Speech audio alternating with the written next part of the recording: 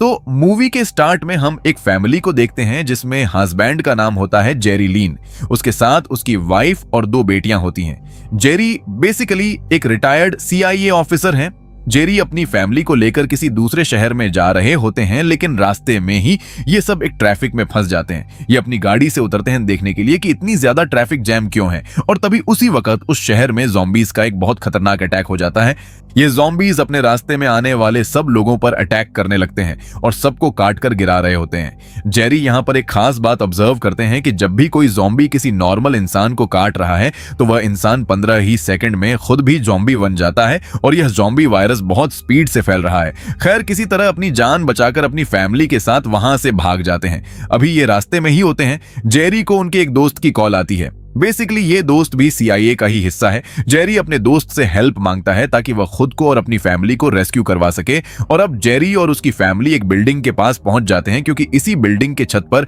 एक हेलीकॉप्टर ने आना है जो कि इनको रेस्क्यू करेगा। अब ये बिल्डिंग के अंदर जा ही रहे होते हैं। आसपास बहुत से लोग ज़ॉम्बीज बन चुके होते हैं और वह इधर उधर लोगों पर अटैक कर रहे होते हैं, और उन्हीं में से एक ज़ॉम्बी जेरी पर भी अटैक कर देता है। ये ज़ॉम्बीज जेरी को मारने वाला ही होता है कि उसी वक्त उस फ्लैट में रहने वाला एक बच्चा आता है और उस ज़ॉम्बी को मार देता है। लेकिन मरते मरते ज़ॉम्बी का कुछ खून जेरी के मुंह में चला जाता है, जिसकी वजह से जेरी को लगता है कि अब वह भी ज़ॉम्बी बन जाएगा। इसीलिए जेरी उस बिल्डिंग की छत पर चला जाता है और खुद को मारने की कोशिश करता है, यानी कि वह सुसाइड करना चाहता है। वह नहीं चाहता था कि वह ज़ॉम्बी बने और उसकी वजह से उसकी फैमिली या दूसरे लोगों को भी किसी भी किस्म का हार्म पहुंचे। लेकिन 15 सेकंड से ज्यादा वक्त गुजर चुका होता है और वह ज़ॉम्बी नहीं बना होता। डार तो उसको आइडिया होता है कि सिर्फ लिक्विड मुंह में जाने से, यानी वह ब्लड मुंह में जाने से कोई भी ज़ॉम्बी नहीं बनेगा, और जेरी यहां पर मेंटली सेटिस्फैक्शन दिखाता है। और उतनी ही देर में उनकी छत के ऊपर एक हेलीकॉप्टर भी आ जाता है जो कि इसके दोस्त ने भेजा है, और इस हेलीकॉप्टर में बैठे हुए फौजी जेरी और उसकी फैमिली को ज़ॉम्बिक से बचाते हुए अपनी हेलीकॉप्टर में बिठाकर एक सेफ जगह पर ले आते हैं। यहां पर जेरी अपने उस दोस्त से भी मिलते हैं जिन्होंने इनकी हेल्प की होती है।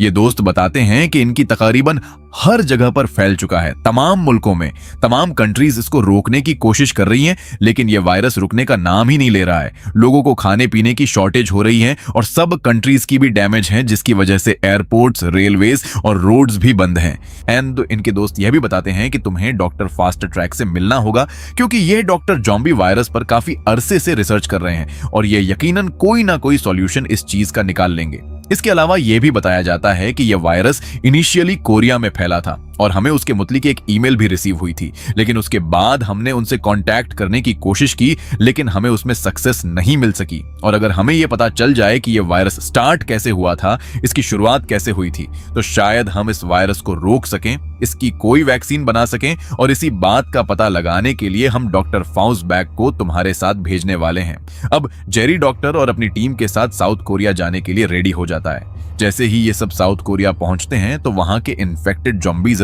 इन पर अटैक कर देते हैं। क्या सियाजो इनका बहुत मुकाबला भी करते हैं और काफी ज़ॉम्बीज को मार डालते हैं, लेकिन डॉक्टर फास्टबैक जो हमेशा से लैब में ही रहे थे, वो ये सब देखकर बहुत ज्यादा डर जाते हैं और डर के मारे वह फॉरेन प्लेन में वापस अंदर भागते हैं, लेकिन उनका पांव फिसल जाता है और एक्सीडेंटली वहां पर मौजूद गन से एक फायर होता है और उसी फायर से एक्सीडेंटली इनकी डेथ हो जाती है। अब डॉक्टर तो मर चुके हैं, लेकिन जेरी अपनी बची कुची टीम के साथ साउथ कोरिया के एक हेल्थ सेंटर में पहुंचते हैं, जहां से बेसिकली ये केस पहली दफा फैला था, यानी कि जहां से ज़ॉम्बी वायरस स्टार्ट हुआ था। वहां पर एक ऑफिसर जेरी को बताते हैं कि ये जो लाश तुम देख रहे हो, ये जो डेड बॉडी तुम्हारे सामने है, ये इस ज़ॉम्बी वायरस का सबसे पहला विक्टिम था। जेरी उस ऑफिसर से पूछते हैं कि इस आदमी को किस चीज ने काटा था जिसकी वजह से ये पहली बार ज़ॉम्बी बना,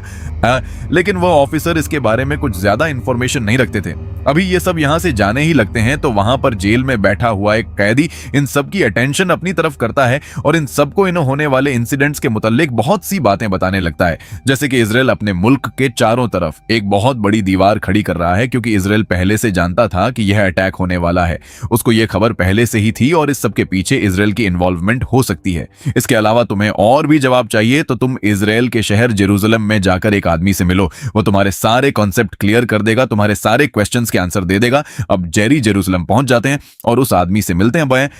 लेकिन वह आदमी जेरी को कोई क्लियर आंसर नहीं देते और इनकी बातों के दरमियान वहां के कुछ लोकल लोग अपना एक फेस्टिवल एंजॉय कर रहे हैं जिसमें वह गाना गा रहे होते हैं, शोर शराबा कर रहे होते हैं। जेरी उन सबको रोकने की कोशिश करता है क्योंकि वह जानता था कि जहां पर शोर होता है ज़ॉम्बीज उस तरफ अट्रैक्ट होते हैं, उस तरफ आने लग जाते हैं। लेकिन बहुत ज्यादा लोग थे तो इसकी बात पर कोई इंपॉर्टेंस नहीं देता और उसी वक्त बहुत से ज़ॉम्बीज उस दीवार की तरफ पड़ने लग जाते हैं और आहिस्ता आहिस्ता वह दीवार को फैलाने लगते हैं। अभी तक तो इजराइल उस दीवार की वजह से सेफ था, लेकिन अब वह ज़ॉम्बीज उस दीवार के अंदर आ जाते हैं और लोगों पर अटैक करना शुरू कर देते हैं और सब लोग आहिस्ता आहिस्ता ज़ॉम्बीज बनते जा रहे थे। लेकिन यहां पर एक स्ट्रेंज बात हम देखते हैं कि सब इन्फेक्टेड होने वाले लोग, यानी कि जो अब ज़ॉम्बीज बन चुके हैं, एंड देन वे बहुत से लोगों पर अटैक तो कर रहे थे लेकिन बहुत से लोगों को वो छोड़ भी रहे थे। यानी कि कुछ लोगों पर अटैक किया जा रहा था लेकिन कुछ लोगों को टच भी नहीं किया जा रहा था। जेरी इस चीज को नोट करता है जो कि स्टोरी में थोड़ा सा आगे रिवील होने वाली है कि ये सब ऐसा क्यों हो रहा था।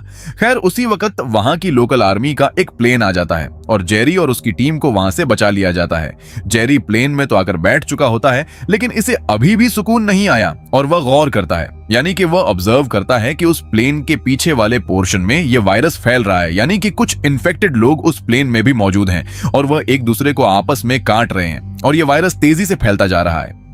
ये सब लोग अपना लदीज जहाज के दरमियान वाले हिस्से में रख देते हैं ताकि उन ज़ॉम्बीज को ये सब लोग नजर ना आए, लेकिन बाय मिस्टेक एक आदमी से अपना लगेज गिर जाता है जिसकी वजह से शोर होता है और ज़ॉम्बीज शोर की तरफ तो अट्रैक्ट हुआ करते हैं और सब ज़ॉम्बीज इन सब पर अटैक करने लगते हैं। जेरी और बाकी लोग बहुत बचने की कोशिश करते हैं लेकिन एक वक्त आ जाता है कि जेरी सिचुएशन को कंट्रोल नहीं कर पाता और एक ग्रेनेड निकालकर उस प्लेन में फेंक देता है क्योंकि ये प्लेन उड़ रहा होता है तो प्लेन में बहुत बड़ा धमाका होता है जिसकी वजह से इनका जहाज क्रैश हो जाता है। इस पूरे प्लेन क्रैश में सिर्फ 2 लोग ही बचते हैं, एक जेरी और एक फीमेल ऑफिसर जिनका नाम सेकंड है। ये दोनों काफी जख्मी तो हो चुके होते हैं लेकिन बहुत मुश्किल से ये दोनों WHO की रिसर्च फैसिलिटी में आते हैं। नाउ जेरी को यहाँ पर फर्स्ट एड दी जाती है और WHO के डॉक्टर्स के पूछने पर जेरी बताता है कि बेसिकली मेरे यहाँ आने का पर्पस है कि मैं एक वैक्सीन हासिल कर सकूं ताकि इस वायरस को रोका जा सके जो बहुत ज्यादा इफेक्टिव हो लेकिन जानलेवा ना हो। क्योंकि मैंने एक बात नोटिस की थी कि जब भी इन्फेक्टेड ज़ॉम्बीज दूसरे इंसानों पर हमला करते हैं तो वह कुछ लोगों को छोड़ देते हैं, उन्हें बिल्कुल ही अनदेखा कर देते हैं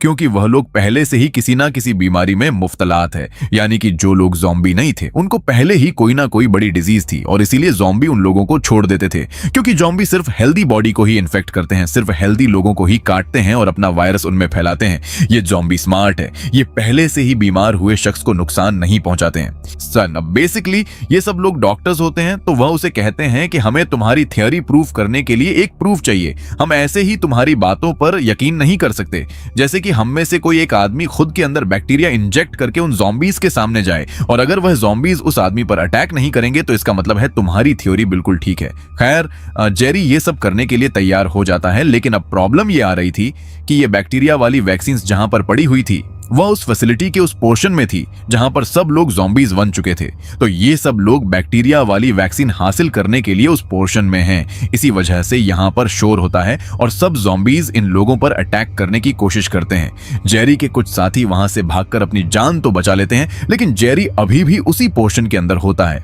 एंड वह बहुत से ज़ॉम्बीज से लड़ता है और बहुत मुश्किल से अपनी जान बचाकर एक थोड़ी सी सेफ जगह पर आ जाता है और वहीं पर वह सारी बैक्टीरिया वैक्सीन्स पड़ी होती हैं। वह वैक्सीन्स उठाकर बाहर आने ही लगते हैं कि गेट के बाहर एक और ज़ॉम्बी आ जाता है और जेरी डिसाइड करते हैं कि उसे खुद ही ये वैक्सीन्स अपने अंदर इंजेक्ट करनी होंगी। इस बैक्टीरिया वैक्सीन को जेरी अपने अंदर इंजेक्ट कर लेते हैं और अब अनजाने में ही सही लेकिन जेरी का ये आइडिया काम कर जाता है और वह सामने खड़ा हुआ ज़ॉम्बी जेरी पर बिल्कुल अटैक नहीं करता क्योंकि जेरी अब इन्फेक्टेड हो चुका था और ये ज़ॉम्बीज किसी भी ऐसे इंसान पर अटैक नहीं करते जिसके अंदर बहुत ज्यादा बैक्टीरियाज हो या उसके अंदर डिजीजेज हो, वह किसी बीमारी में हो। जेरी ज़ॉम्बीज के दरमियान से निकलता हुआ वह सब वैक्सीन्स लाकर डॉक्टर्स और साइंटिस्ट्स को दे देते हैं और सब लोग बहुत खुश होते हैं कि उन्हें इस बीमारी का इलाज मिल गया है, यानी कि उनके पास अब इस ज़ॉम्बी वायरस का क्योर है। इसके अलावा जेरी कुछ वैक्सीन्स लेकर अपनी फैमिली के पास जाते हैं और उनको वो वैक्सीन्स देते हैं और अपने उस दोस्त को भी देते हैं जिसने इनकी जान बचाई होती है। मूवी के शुरू में हेलीकॉप्टर भेजकर ताकि इस पर मजीद रिसर्च की जा सके और इस वैक्सीन्स को बढ़ाया जा सके और सब लोगों में दी जा सके और यहीं पर यह मूवी भी एंड हो जाती है। Thank you for watching.